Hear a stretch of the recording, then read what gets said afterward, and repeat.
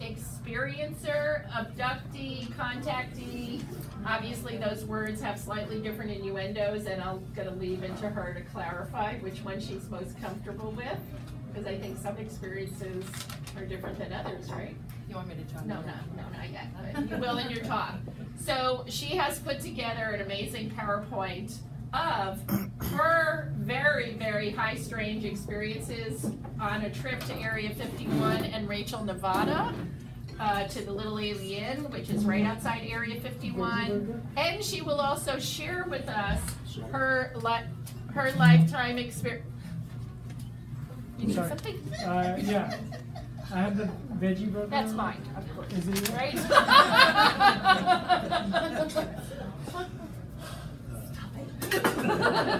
Joke's on me today. Okay, so she is also going to share her she's going to summarize, unbelievably, I don't know how she pulled it off, but she did, I saw her PowerPoint. She's gonna summarize her experiences of her lifetime, which are really fascinating. So we get to hear a wide diversity of things. In her day job, her regular non-MUFON life, she is an accountant. So see people from, right, she's got the numbers brain. She has also been a guest on the television show Cosmic Cafe several times on panels along with Ruben Uriarte, who was our MUFON presenter in November, with Brett Luter, Laurie McDonald, another very well-known clinical hypnotherapist here in Sacramento. And so she is going to be, keep your eye on this gal, because she's going to be the next breaking out star on the field, and we'll probably see her at the UFO Congress in a year or two, because that's how it happens. So I've taken enough of your time, Deb, and you're going to love this presentation and love her as I do. She's a lovely person. All right. I want to thank Cynthia for having me here, of course. And,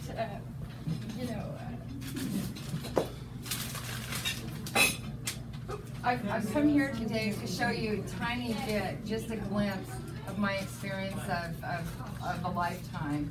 But actually, it's a blueprint. This is my blueprint for my life. And also, I'm going to also thank Mary Barr, who has been very, very instrumental in untangling a lifetime of ET paranormal. Can everybody hear me? No, microphone. And if you have your phones, if you could put them on mute, that would be very helpful, like I'm doing. Hello? Yes. Yeah, much better.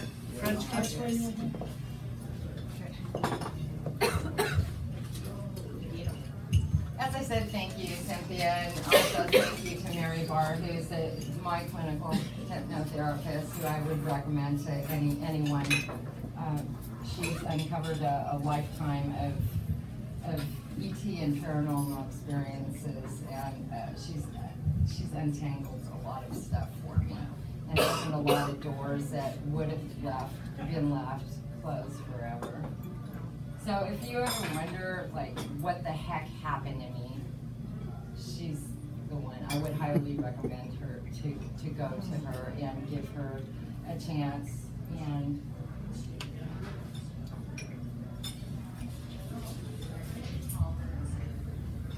so this goes forward like that.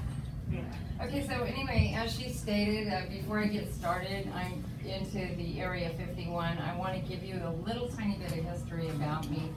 And I'm going to tell you that my father was a geologist working for Aramco oil company. And we have lived in many foreign countries. This is in Hong Kong. I'm in a rickshaw, and that's my little brother there. Does this thing have a pointer? No. Yeah, it does. Okay, so anyway, that's me, and that's on my mama's lap, and that's in a rickshaw. He has his own, and that's who he is.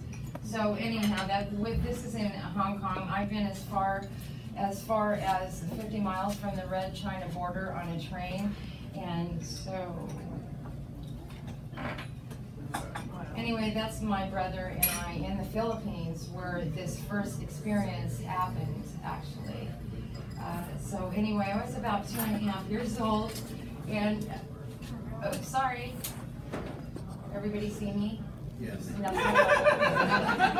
So, I think they knew which one so, was you. I don't wanna get any, any mix-ups here. But, anyway, so that's, in the Philippines.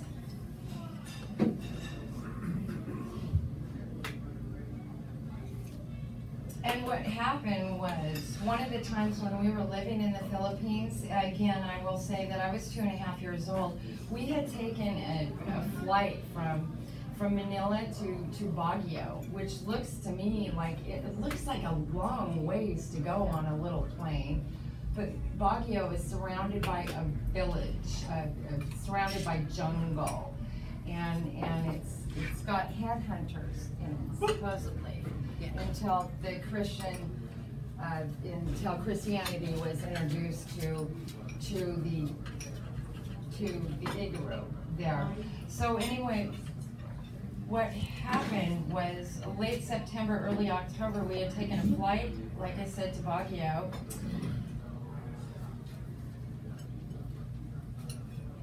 And actually, I'm walking into the memory of the village that day. The sun is shining, and there's lots of grass huts, and there's shops. And my parents must have been sidetracked just for a moment, because I take a gentle older man's hand. He looks down at me, and he's funny looking, with a big forehead. He's got eyeballs that went one way or the other, kind of like Marty Feldman's eyeballs. If anybody knows who Marty Feldman is. Anyway, he didn't have hardly any hair. He had split teeth, a few teeth, but very gentle. And I remember saying that as a 2.5-year-old child, that he was a very gentle man. Sorry? No, sorry. Just try. Oopsie doopsie.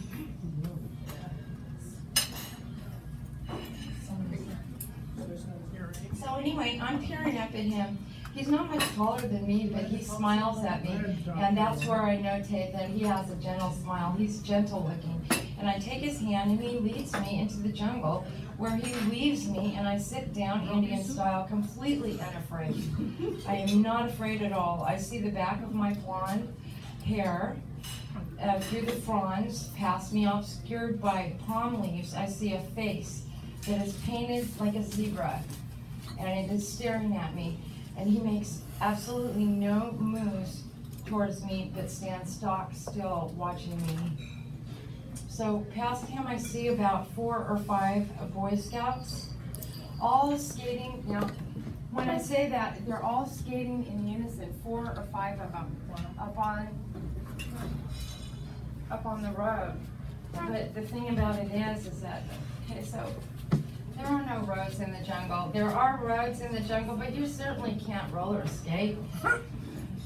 So I'm not sure that they saw me at first. They're all dressed in green shorts and shirts, but mainly I remember those scarves. Suddenly, their clothes fall away one by one. The scarves first, the shirts, and then the shorts. And then they're like grasshoppers, mantis, beings. They're not human. The bags, they have bags under their eyes with 2 lids. The lids close in the middle, from the bottom up and the top down. So they close in the middle. And then they turn their heads in unison without moving their bodies, and then they look at me. They have black tarry eyes. They have black tarry eyes.